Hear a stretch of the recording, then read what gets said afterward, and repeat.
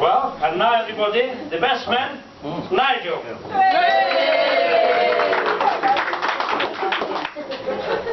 Well, how'd you follow that? Well, I'll just start by saying, ladies and gents, I'd like to thank you all for coming today. Especially those of you that knew I'd be making the speech and you still decided to turn up. and you stayed, so thank you very much. So before I start, I'd just like to lay down a couple of rules. Firstly, no heckling please. Secondly, if you do have mobile phones, please leave them switched on, keep yourselves entertained.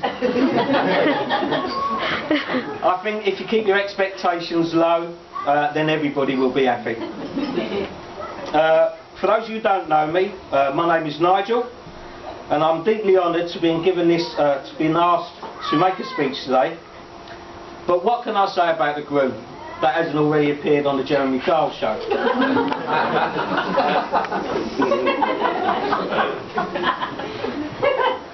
So not being used to delivering speeches, actually this is the first time I've made a speech in this sort of setting, and it's true to say that it is nerve-wracking, as I think you'll all agree.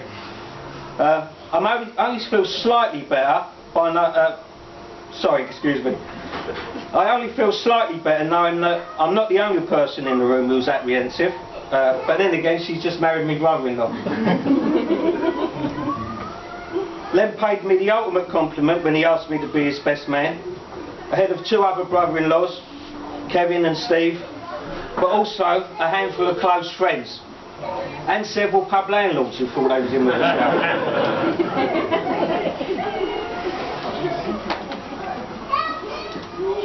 I was a little bit nervous when I found out I was the best man, but what bothered me more was the title best man.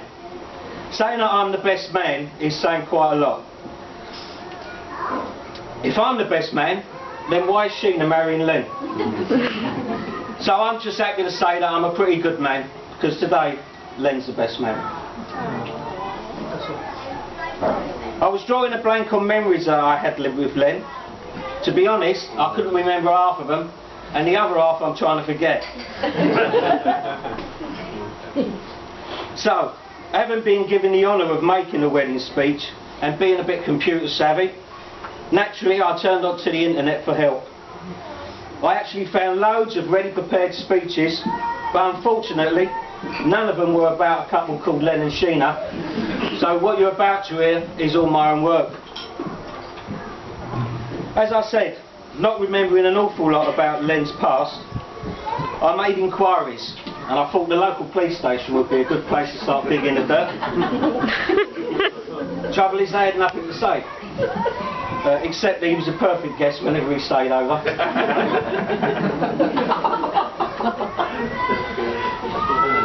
I'm also meant to talk about Len's school days, but they're a bit of a mystery to me, because believe it or not, in his younger days, Len was a bit shyer. Still, I believe he was well educated in most subjects. I think maths, English, history, science, I think those were the other ones he missed. The step from schoolboy to a dysfunctional teenager wasn't a big one for Len. It wasn't long before he was terrorising the streets of Croydon in his beige Mark 1 Escort. In fact, people often remarked how he looked like a film star as he drove by, in his t-shirt and dark glasses. I think it was Danny DeVito, wasn't it? Still, let's be fair. It's good to see that Len's not only kept his athletic physique from his younger days, but he's doubled it. Having been married happily myself for many years, I would like to remind Len and Sheena that marriage is a serious business. It shouldn't be entered into lightly. Yet at 15 stone, I don't think Len's doing that.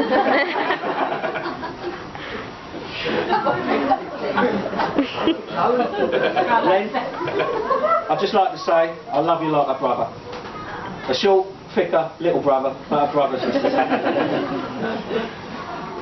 I think today is even more exciting than when Len and I took a trip from Croydon to Nottingham Forest to see the Eagles play in the third round of the FA Cup. I think we was both sure that nothing would ever top that weekend.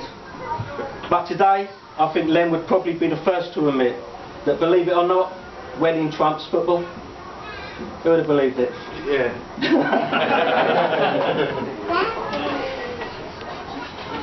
Let's get on to where Len and Sheena first met. As Len said, I was present that eventful evening at the Joiners, a classy drinking establishment just off of Woodside Green, when Sheena wandered through the door and was approached by Len. She immediately became trapped in the beer-soaked carpet. The music was pretty loud for conversation, and it was pretty dark too, so everything was in Len's favour. I remember the first time Len saw Sheena, he was immediately struck by her looks. To him, she was drop dead gorgeous. "You're gorgeous," he said. "Drop dead," she said.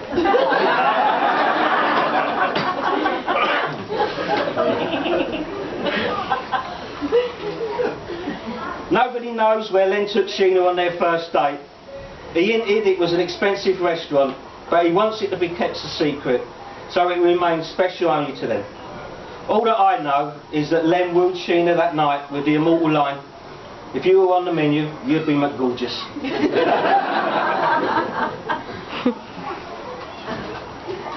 This morning when Len and I was getting ready, he turned to me and asked if everything's okay. And I don't mind telling you, I was taken aback by this. In all the years that I've known him, this is the first time that he's expressed any interest in my well-being. Oh sure, you know, we've talked, but it's usually "Pass me the beer, it's your shout, or are you going for a kebab on the way home?" But this morning he wanted to know if I was okay.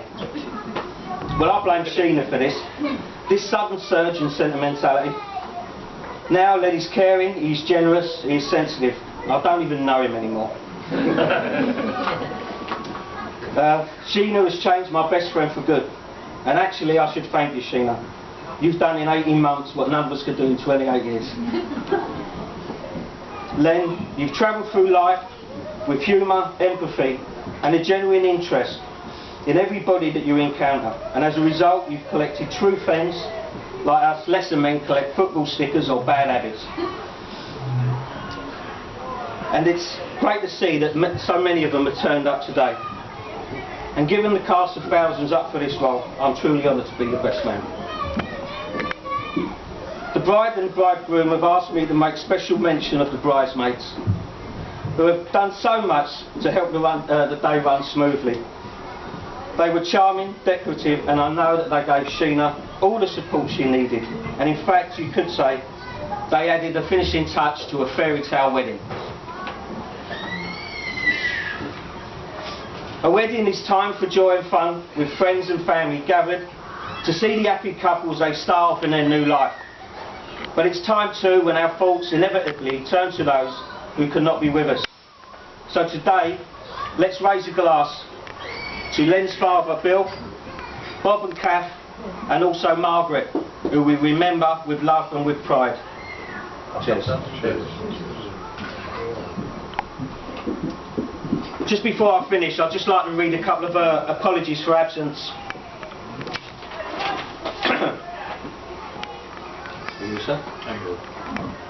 The first one, to Len and Sheena. One of our best customers. Good luck and congratulations. It was disappointing that Sheena turned down our quote for the catering, but next time you're in, you can have all the chilli sauce you want. That's from Ahmed at the East End Ball Kebab House.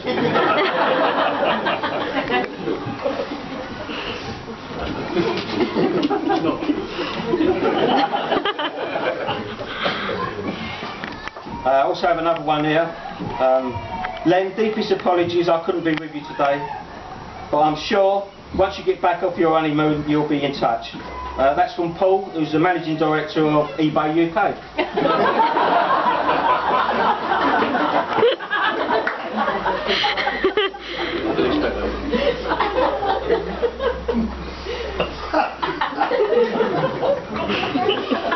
So, in closing, I'd like to thank the bride and groom for their hospitality this evening.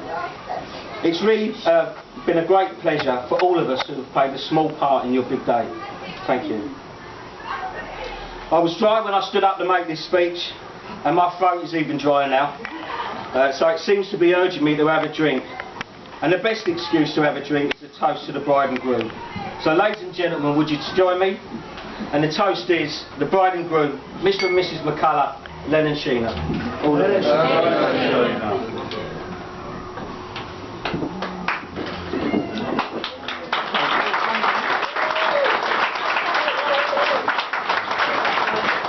Ladies and gents, thank you very much. Very much.